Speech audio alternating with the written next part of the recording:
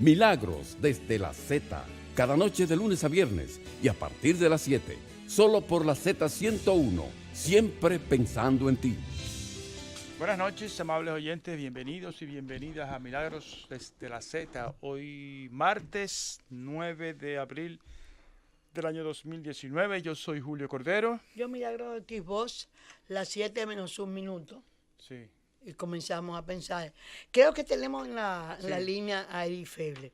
Buenas noches, Edith. Buenas noches, Edith, ¿cómo estás? Muy buenas noches, doctora. Buenas noches, Julio, ¿cómo están? Yo queriendo oír de tu propia voz que nos narre la experiencia que tuviste con un informe, con una nota, con una información que tuviste de la Embajada Americana. Y me resulta muy importante que conocerlo de ti a detalles, porque he oído algunas versiones, pero es que me preocupa que estemos usando recursos inadecuados, no los más recomendables para tratar temas periodísticos, como es la persecución, el uso de los teléfonos y la tergiversación de la información. Cuéntame, Edith, ¿qué fue lo que pasó? Bueno, le agradezco a ustedes la posibilidad de contarles lo que pasó, que es una experiencia extremadamente desagradable, por demás, por la tentativa que hubo, porque pone en juego, de alguna manera, lo que ha sido la trayectoria profesional mía. Toda la gente que ha trabajado conmigo lo sabe, independientemente de que pensemos incluso diferente a veces, sabe que yo soy una persona amante del dato. Me gusta buscar la información, los datos. Yo siempre creo que es bueno que la gente se formule sus propios criterios a partir de los datos que recibe. Entonces, como aquí en República Dominicana, con el caso de Miriam Germán, hubo tantas variables, acusaciones, señalamientos, algunos ligeros e incluso de anónimos por parte del Ministerio Público de la magistrada Miriam Germán, yo decidí investigar algunos aspectos, lo más que pudiera, porque casi que era insuficiente. Habíamos entrevistado a la magistrada Miriam Germán, habíamos puesto lo que dijo el Ministerio Público y entonces formulé una serie de preguntas a la Embajada de Estados Unidos en el país. Tenía aproximadamente 2 semanas en las que le cuestionaba sobre un personaje que había sido reiteradamente citado y que según el Procurador General Adjunto Bolívar Sánchez fue el que dio pie a la intervención del teléfono de la magistrada Miriam Germán, aunque él decía que había sido inconcluso, finalmente se demostró que fue una intervención que se consumó. Sí, que fue esa persona, que era señalado como Richard Gloss Ovalle o Richard Molina Ovalle, hubo varias investigaciones. La primera de parte de la Junta Central Electoral, que confirmó que era una persona que tenía 2 identidades desde que era pequeño, desde que era niño, le declararon con 2 identidades. Yo pude acceder a su identidad, a la que perduró, que fue Richard Molina Ovalle, a una visa estadounidense que él tuvo hasta el mes de marzo del año 2018, o sea que viajó, lo cual demostraba de alguna manera que esa persona no tenía unos obstáculos con ese nombre para haber ingresado a Estados Unidos. De ahí me pregunta también, se robusteció frente a la Embajada de Estados Unidos. Ellos contestaron. Lo hicieron el mismo día que el Consejo Nacional de la Magistratura, el pasado jueves, estaba sesionando. Y la respuesta yo la recibí antes de terminar mi programa, pero ya no me daba tiempo de abordarlo. Y cuando vine a mi casa, comencé posteriormente a divulgar en la cuenta de Twitter mía, que es el recurso que tengo, porque yo estoy de 11 a 12 en mi programa y lo que me queda es Twitter. Entonces comencé a publicar los detalles de lo que respondía la embajada. Básicamente la embajada decía que esta persona había sido arrestada en el año 1992 por posesión de heroína, pero que había sido condenado en 1998 por fraude de identidad vinculado a su pasaporte, y que ese pasaporte, como Richard Gloss, había sido cancelado, y que el pasaporte del que yo le había mandado fotografía no me podía entrar en detalles, que no significa que una fotografía no era constancia del estatus de ese visado. Bueno, una cosa era cierta en esa respuesta de la embajada. Por un lado, la embajada decía que este hombre había sido arrestado en posesión de heroína en el 92, pero no figuraba como condenado por estos hechos. O sea, que no había una condena por narcotráfico como la Procuraduría General de la República había informado. Cuando yo estoy terminando de divulgar esa información, recibo por parte de un grupo de periodistas una fotografía de lo que parecía ser el texto que me había mandado la embajada a mí. Yo no se le había mandado ese texto a nadie. Yo, digamos que el formato en el que lo había difundido era el formato que yo tengo disponible, que es el de Twitter. Lo escribía. Y cuando yo vi eso me sorprendí, pero mirándolo un poco más detenidamente. O sea, otros periodistas estaban divulgando el mensaje presunto que tú habías recibido, pero con diferencias. Alterado. Alterado. O sea, era un mensaje que supuestamente era a mí, porque el mensaje decía en el encabezado: buenas tardes, Eddie, mal escrito y una tachadura. Después decía: soy Carolina Escalera, de la Embajada de los Estados, agregada de prensa de la Embajada de Estados Unidos. Mi número de WhatsApp es tachadura, mi correo electrónico es tachadura. ¿Qué pasa? Ese elemento solamente, el introductorio, difería de la manera en el que se me había enviado a mí la información. Ella a mí no me dijo buenas tardes, Edith Febles, no me dijo su número de WhatsApp porque yo lo tenía, no me dijo su correo electrónico. Pero lo importante, porque a fin de cuentas quizás esos 3 datos solo nos condujeron a identificar sobre qué comunicados hizo el montaje. Lo importante era que le desaparecían el párrafo donde decía: esta persona no está siendo investigada por las autoridades de Estados Unidos. No estaba siendo investigada.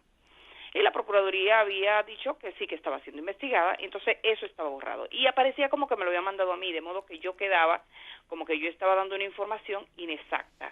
Pero, y comenzaron en las cuentas de Twitter. No, pero espérate, que Julio te quiere preguntar una cosa. Edith, a mí hasta ahora lo más grave es que sacaron información de tu teléfono. No fue de mi teléfono. No. Y voy a explicar poco por qué.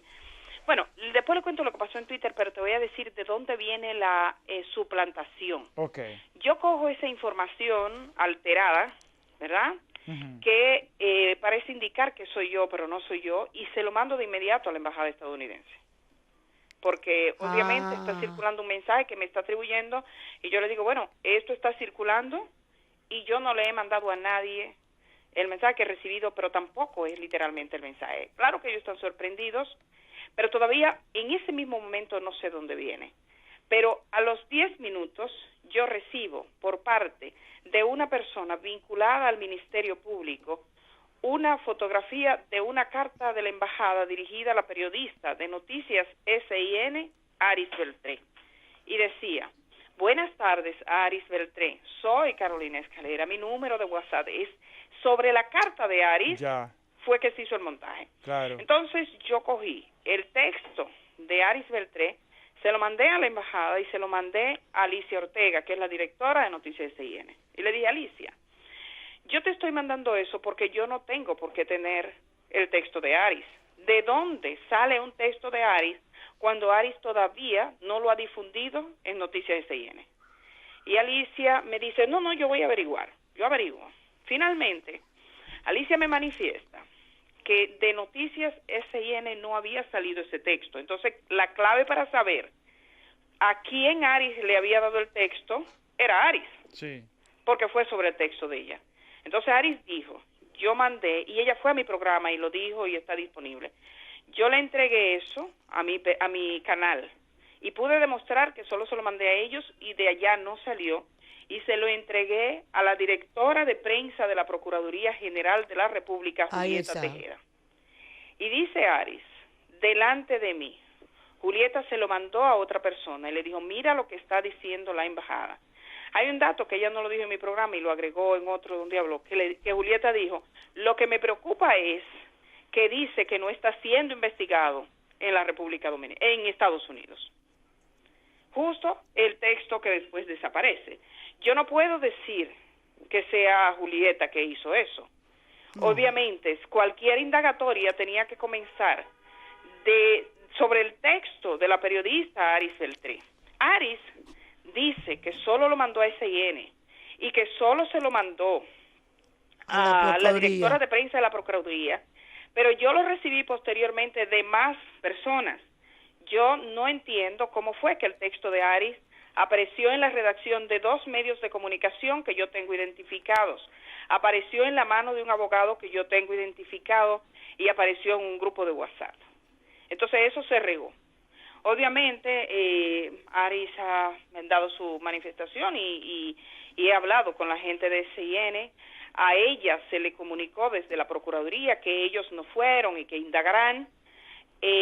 Por supuesto que cualquier indagatoria que se haga aquí, para mí, tendría que participar algún recurso humano de la embajada estadounidense para que pueda tener algo de credibilidad, Sí. porque no es posible. A mí me parece que este asunto que es grave, porque Gravísimo. no se trata solo. Una cosa importante que pasó fue que inmediatamente la embajada estuvo en posesión de toda la información, de tal como estaba circulando, emitió un comunicado Un público comunicado, sí. en Que a mí me su cuenta. extrañó. Sí, diciendo que había discrepancias, le llamó, entre el texto que había entregado y lo que estaba circulando en las redes. Y llegaron algunos medios de comunicación a publicar la versión dañada, manipulada, que se me atribuía a mí, que yo lo que estaba publicando no era cierto, porque lo que ellos decían era que ese era el texto que yo había recibido.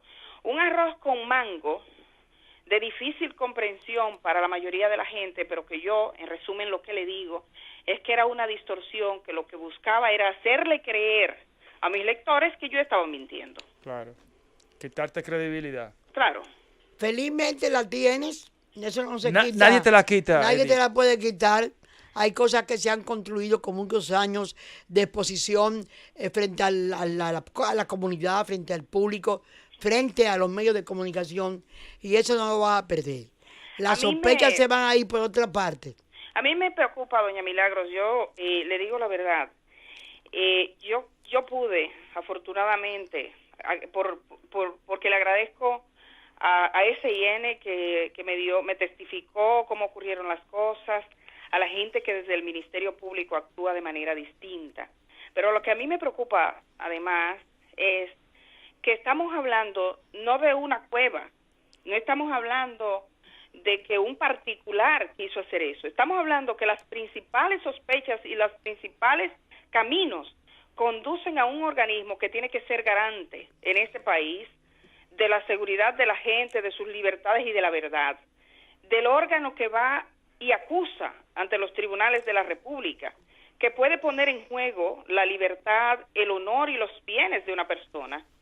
Yo no quisiera pensar que desde el más alto nivel de la Procuraduría General de la República se puede orquestar algo de esta naturaleza, pero evidentemente lo que ha ocurrido ahí no tiene explicación.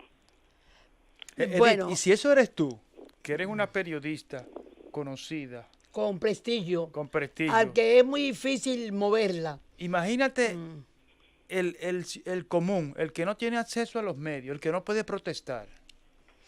No, pero felizmente existen esos seres luminosos y nos producen reflejos y garantías de que, tal como lo está haciendo Edith, no está abriendo luces y nos da, como decía al principio, que era para ella el periodismo, la oportunidad de informar para que la gente aprenda a juzgar.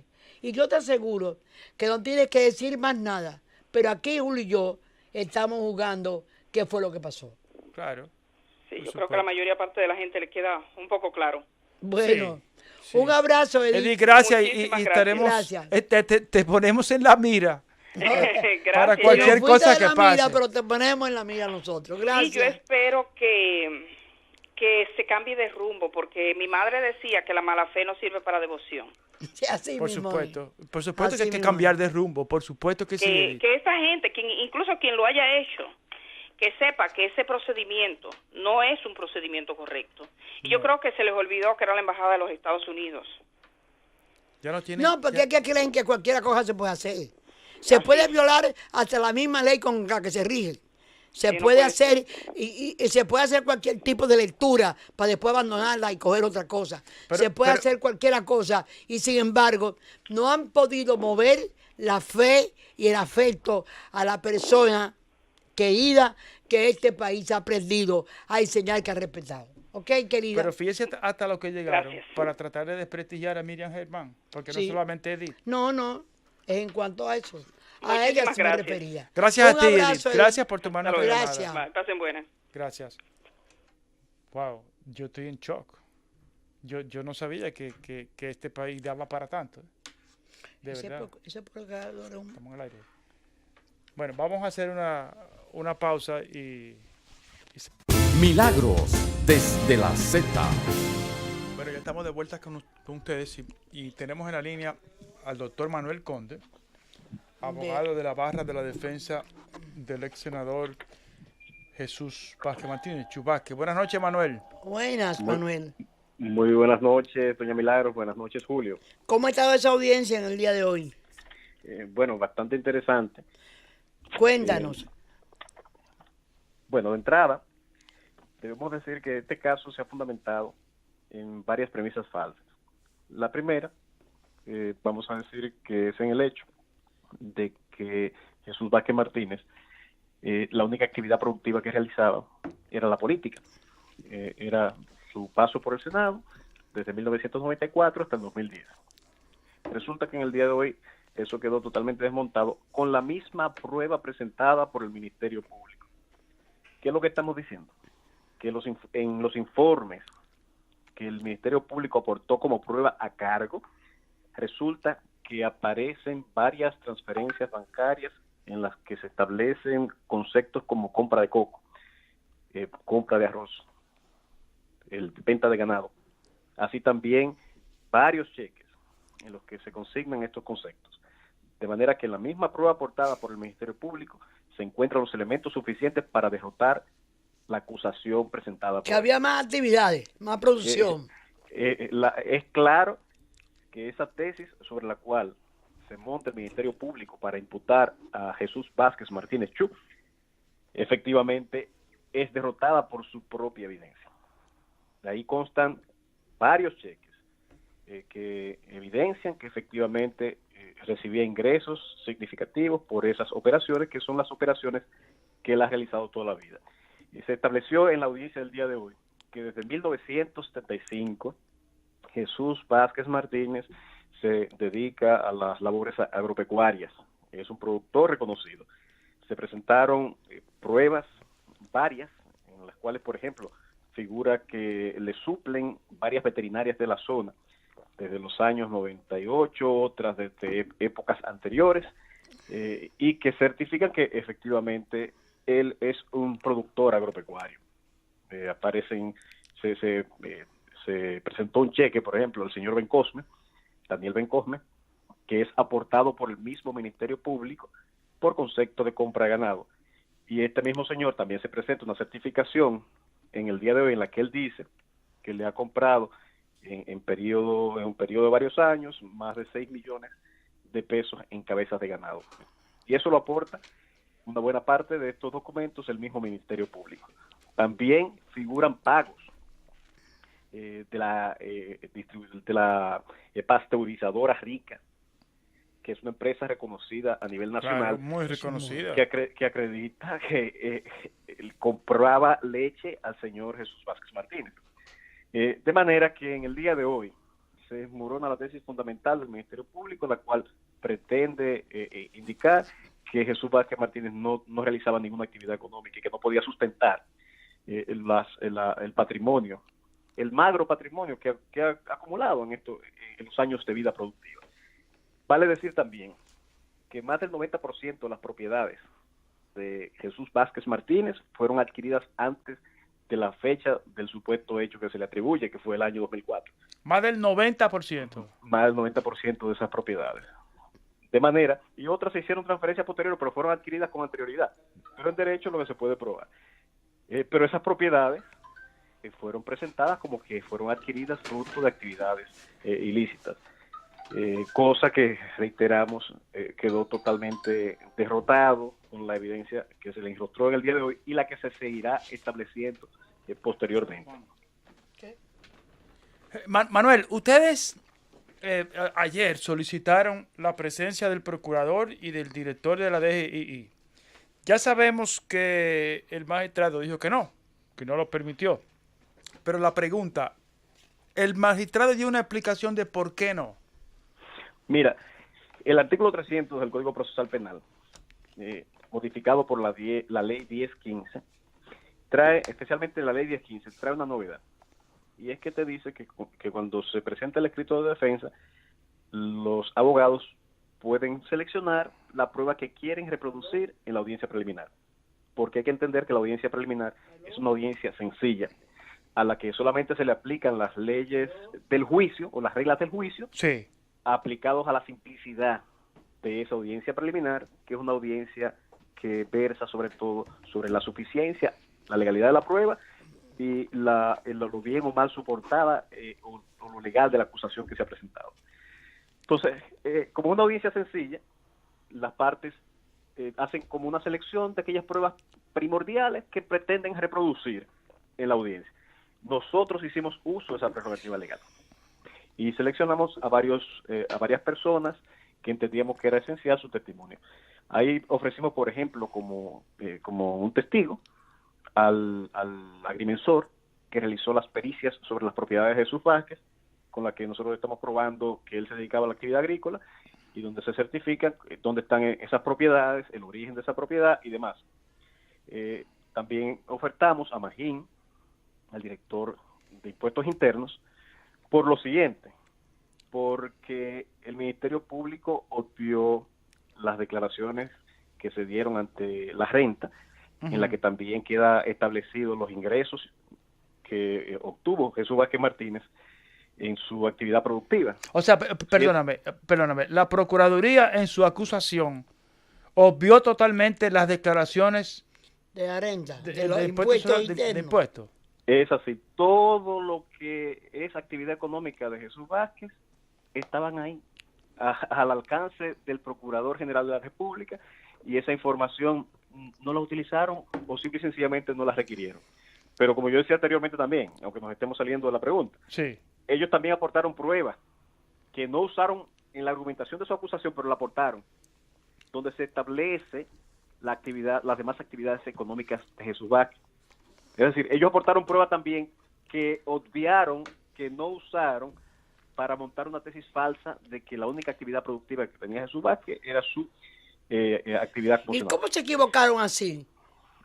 Bueno, eso sería algo que sería bueno preguntarle al Procurador General de la República y espero que en algún momento esté en disposición de responderlo. Pero volviendo a la pregunta del requerimiento que se le hizo al tribunal, a la Secretaría del Tribunal, porque es una atribución a la Secretaría del Tribunal, sí, citar a los testigos.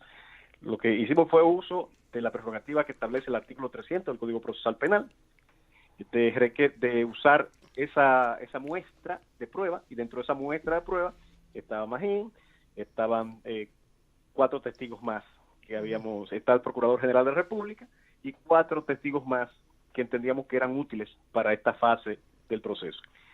El juez, al plantearse la situación, si se había citado o no, produce un debate.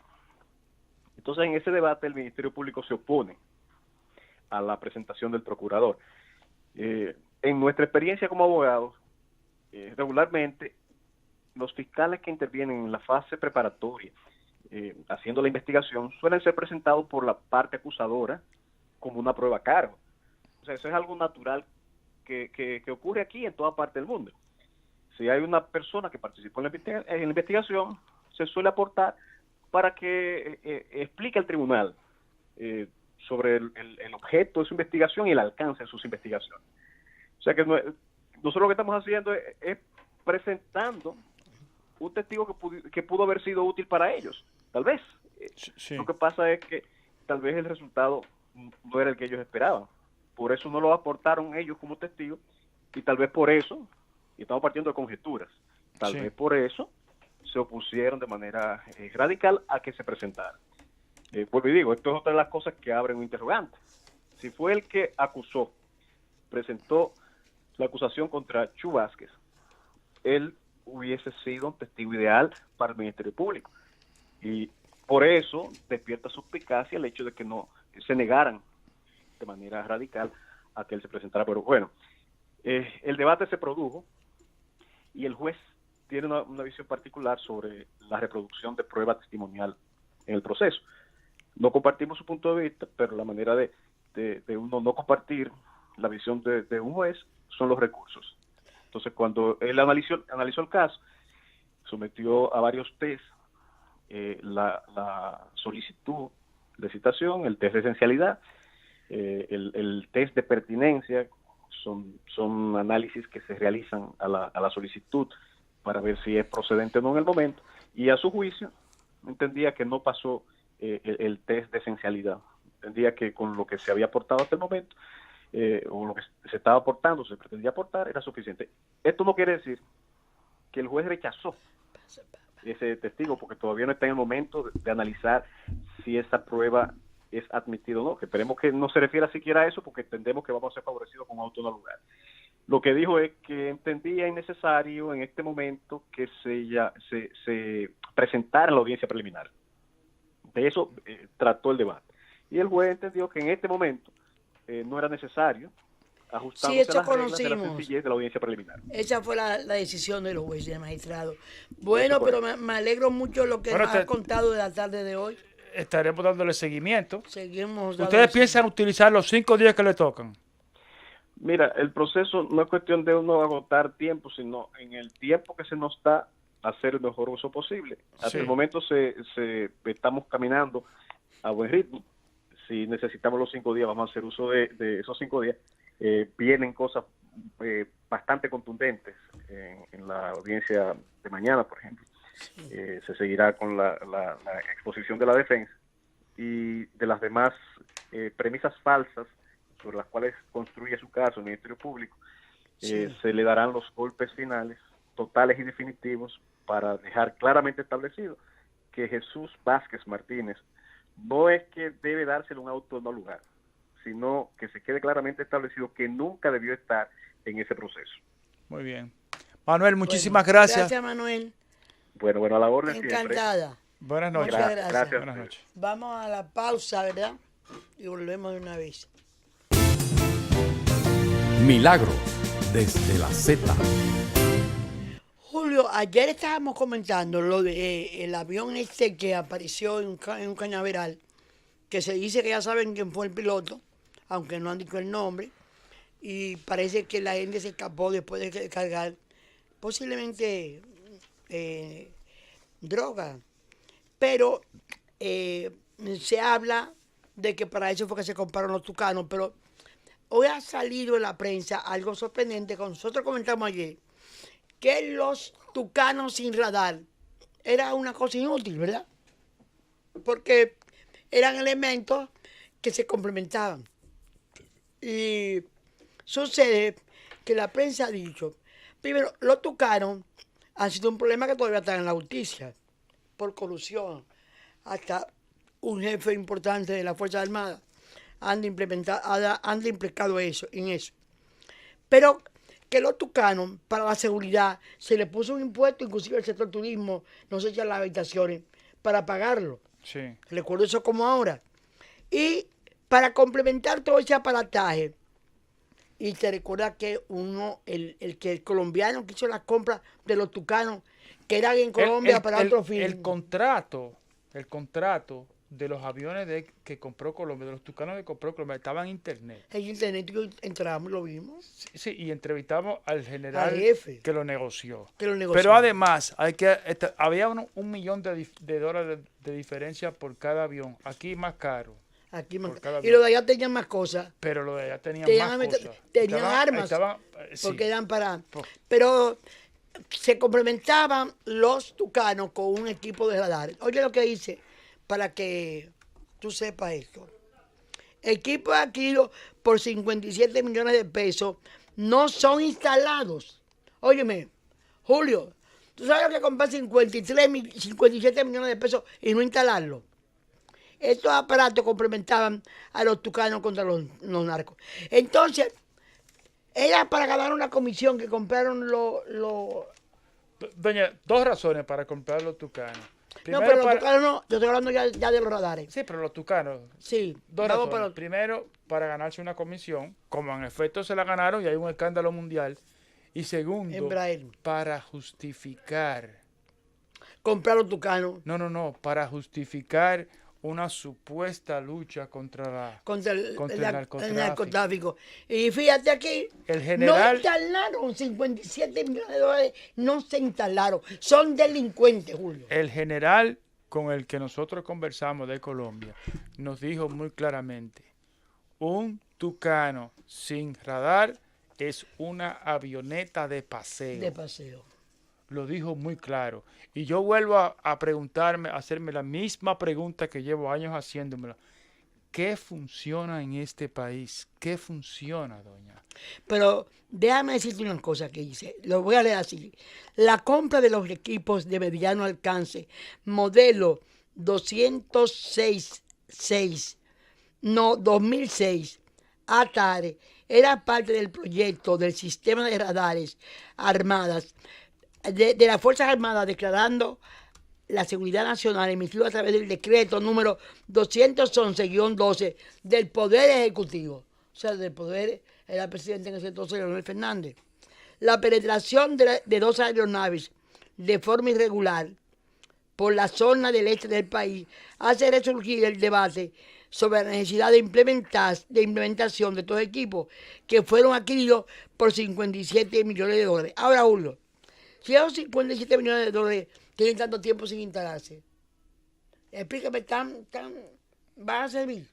Con la tecnología como va cambiando. Doña, mire, la Dirección Nacional de Control de Drogas tiene una página en la que cuelga cada vez que aparece en un medio de comunicación cuando detectan drogas. Le invito a que chequee en qué momento había más drogas, antes de los tucanos o después de los tucanos. Y usted se va a sorprender. El problema no son los tucanos, el problema no son los Embraer. El problema es el sistema. El sistema. Aquí dice algo importante. El sistema, doña. Dichos radares permiten localizar aeronaves sospechosas en el espacio aéreo nacional. Y entonces el tucano, le facilita al super tucano perseguirlo.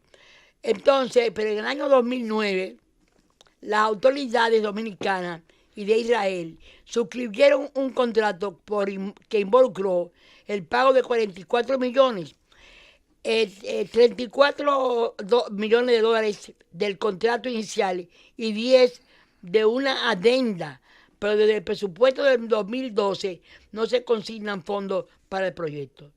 Entonces, estos son desórdenes económicos, falta de realmente seguimiento, aplicación, saber que ese dinero le cuesta al pueblo dominicano y esa medicina que se podía comprar con eso le hace falta a cada hogar dominicano. Le hace falta a los policías que van a pelear a la misma policía porque no le hicieron su aumento, que se mató uno indignado por 7 años de espera. Julio, esas son cosas que quedan grima. Doña, pero da grima al país. Y cuando lo dice, ahora lo dice la prensa dominicana, pero mira, esto es lo que dice el BID cuando dice que el 3.8 del dinero se va en corrupción. Se va en dilapidación. Del PIB. Una por corrupción del PIB. Se va a una en corrupción que son 41 son 170 mil millones. 160 mil millones de pesos. 160 mil millones de pesos. Lo que no recibe la salud pública dominicana en un año. No, porque son 60 y pico de 8 mil millones que consiguió. Julio. Mire, que le voy a decir otra cosa. Cabeza. Pero me duele esto. Mira, Julio, tú ves este libro. Yo te lo traigo en estos días. El manual operativo para las juntas descentralizadas. Aquí hay las regionales, las de distrito, por centro. Eso era para hacer eficiente la administración, el seguimiento de cada plantel, de cada distrito, de cada regional, para hacer eficiente la descentralización de las escuelas. Ahí se destinaban también recursos para en caso de que hubiera problemas de aprendizaje de baja calidad, mejorar con esos recursos, atender ese problema y buscarle soluciones. Pero era la socialización, era la descentralización, porque ahí estaban todos los agentes que inciden en la educación. Aquí leo yo un ministro sorprendente hasta ahora, a pesar de que uno ha tenido tantas sorpresas y tantas se han caído después. Mira, yo, después de lo que se ha dicho del señor Navarro, yo no hablaría de candidatura ni loco, pero aquí va. Dice el ministro actual, Antonio Peña Mirabal, que se van a entregar ahora en este mes en educación 624 millones de pesos a la Junta Escolares. Quiere decir que ahí hay recursos atrasados por varios meses. Por varios meses. Entonces, nada de lo que se hace para mejorar la calidad, la descentralización, sacar la política de las escuelas. Óyeme, Julio, yo acabo de leer cómo llegamos nosotros a firmar el reglamento de la carrera docente, el tribunal de la carrera docente, el fiscal de la carrera docente, a normalizar la nómina de educación, a acabar con la 592 y a cómo impedir, como consecuencia de esa reforma primera, a cómo decidir, pero decidirlo violentamente, definitivamente, que solamente se entraba a la escuela a través del concurso. Para que estuviéramos listos para eso, se hizo el NAFOCAM y se construyó y se realizó las 6 escuelas normales. Se constituyeron en el Instituto de Educación Superior Salomé Ureña de Enrique, que es hoy una universidad. Entonces, Julio, explícame si yo con esto y con esto no voy a querer que el cambio es urgente, es necesario, que no esperemos ni un minuto más, que comencemos a pensar en que el cambio no puede ser postergado. Efectivamente. Yo creo que hay que hacer una pausa. No. Bueno, vamos a hacer una pausa, sí. Milagros desde la Z. Julio, nosotros somos personas que siempre le dan seguimiento a los sucesos internacionales y hoy hay 2 resultados. Pero hay uno. Un resultado de Israel sí, pero y hay una uno. encuesta en España. No, yo quiero meter un tercero. ¿Cuál es? El Fondo Monetario anunció lo que ellos esperan que va a ser la inflación en Venezuela. Sí. Diga un número. ¿Cuál número? 10 millones. La inflación. La inflación. 10 millones. 10 millones. Y todavía hay gente que cree que ese pueblo es feliz. Espérese. Entonces, y que hay que seguir luchando por ese pueblo. O sea, 10 millones de inflación. Una inflación de 10 millones. Yo entiendo que quiere... Que lo un que chele, quiere, lo que quiere decir, yo entiendo, es que si una cosa, el 1 de enero costaba $1, el 31 de diciembre de ese mismo año va a costar 10 millones. Eso es lo que es una inflación de 10 millones. Entonces, basado en esa información... Recuerda que Maduro le quita 0. Espérese, doña. Busqué el valor del bolívar. Sí. La última vez que nosotros hicimos eso, estaba en 340 y pico, 3.400 bolívares. Después que le quitaron los 5 ceros por dólar. Hoy está en 4.294. Si usted le agrega los 5 ceros que le quitó Maduro, ¿usted sabe cuánto es eso? 429.400.000 bolívares. Pero eso es imposible que por un país siga así. $1. Ahí veo que está López Obrador planteando que, porque se lo pidió Maduro, que intervenga, y López Obrador dijo que en caso de que lo aceptaran las otras partes, él estaba muy satisfecho de poder ayudar a encontrar una solución. Yo quiero decirte una cosa, deberían intentar una nueva encuentro conciliador, de buscar una salida, la negociada, la que propuso quizá Uruguay, la de elecciones rápidas con la presencia pero internacional. No con Tibisay. ¿Cómo es? No con Tibisay. No, con elecciones de verdad. Elecciones de verdad, elecciones de verdad. Y mira, hay otra crisis muy grande en Uruguay. No hemos hablado de eso nosotros. Sí, yo lo comenté ¿Tú lo el día comentaste? pasado. Usted es una cosa increíble. De que el presidente del tipo, no, perdón, el Tabaré Vázquez había destituido, en menos de 2 meses había destituido 2. Oye, ¿qué pasa? Por algo que me parece, a eso yo lo aplaudo, doña. Yo creo Eso que yo lo sí. aplaudo. Hay una gran... A él lo acusan una parte del ejército que él conocía el caso, porque fue un juicio secreto en la que un general confesó cómo había matado a una persona, cómo la descuartizó, un dirigente militar. Fue un hecho que pasó Porque en la dictadura. Ayer oí diciendo, sí, en la dictadura, ayer oí a varias gente de Uruguay haciendo un tema de profundización, de acercamiento, de algunos diciendo, no sé si español o italiano o por ahí, en que había habido como un pacto de silencio, en el que el gobierno seguía funcionando, pero que no se registraba los crímenes que habían pasado. Tú sabes que hubo alguna ley, que era la ley del silencio, al que se hicieron en algunos países, pero que en este caso el hombre, el militar, confiesa el crimen y el presidente dice que él lo desconocía, tan pronto lo supo, lo canceló, pero un militar que está disputando hoy el día el cargo presidencial al presidente Valera le ha propuesto, ha dicho que no, que el presidente lo sabía, pero realmente han destituido 3, 1, 2 y 3, y ahora está de jefe de las Fuerzas Armadas el hombre de confianza, el que era la seguridad del presidente de Uruguay. Pero ha habido mucho movimiento, mucha agitación, y se recrudecen los viejos rencores. Por eso, cuando se crea una comisión de la verdad, se sanan esas heridas. Bueno, vamos al tema que teníamos que tratar. Bueno, ¿cuál era el tema? Bueno, ya ha dicho la inflación de Venezuela.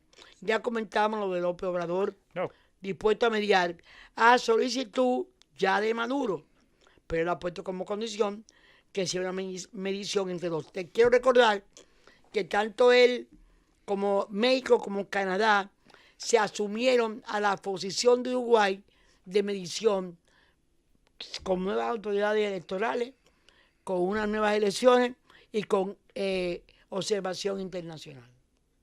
Eso anda por ahí. Ahora vamos al otro país. En Israel han tenido elecciones hoy o ayer, no, hoy.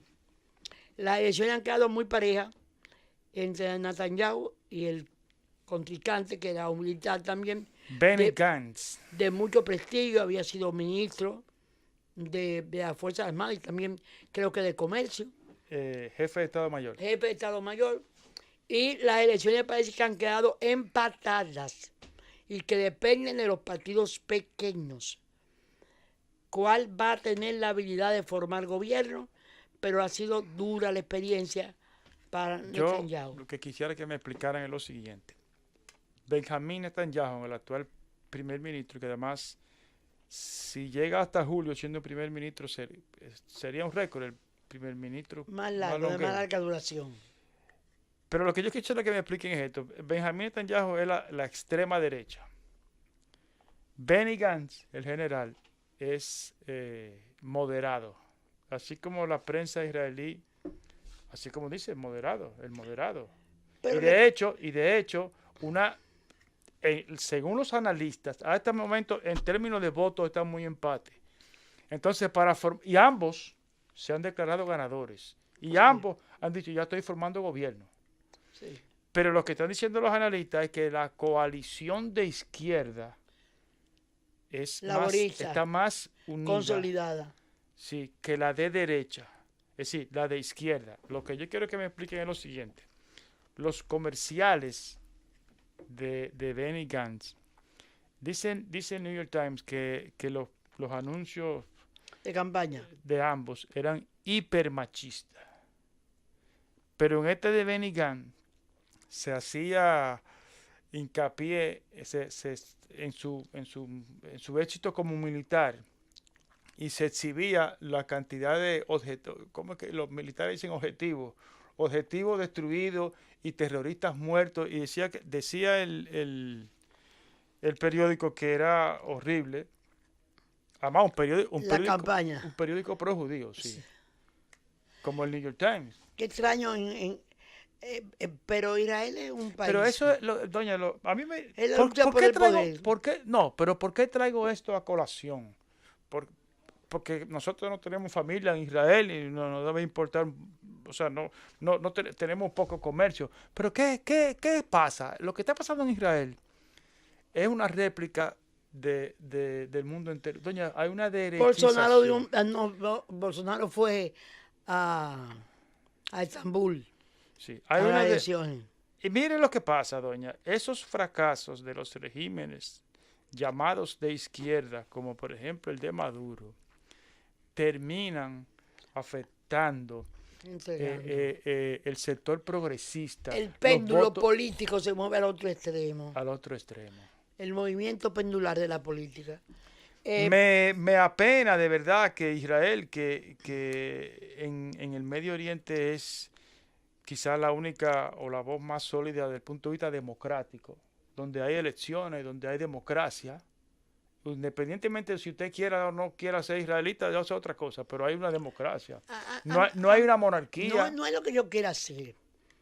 Desde luego que todo esto está facilitado por la multidivisión que existe en los pueblos árabes, inclusive hasta una cultura tribal. Sí. Pero yo quiero decir que mucha gente como que vio lo que pasó el pueblo de Israel.